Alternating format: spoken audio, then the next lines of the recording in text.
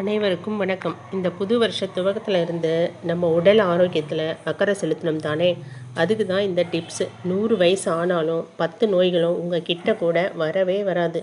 இடுப்பு வலி, மூட்டு வலி, வாயு, தைராய்டு, சர்க்கரை, உடல் சோர்வு, பாத எரிச்சல், கல்லீரல், கை கால் வலி, வயிற்று கோளாறு, இப்படி நம்ம வீட்டில் இருக்கிற அஞ்சரை பெட்டியில் உள்ள பொருளை வச்சு அதிக செலவில்லாமல் ஈஸியாக நம்ம வீட்டிலையே ரெடி பண்ணி குடிக்கலாம் இந்த கஷாயத்தை.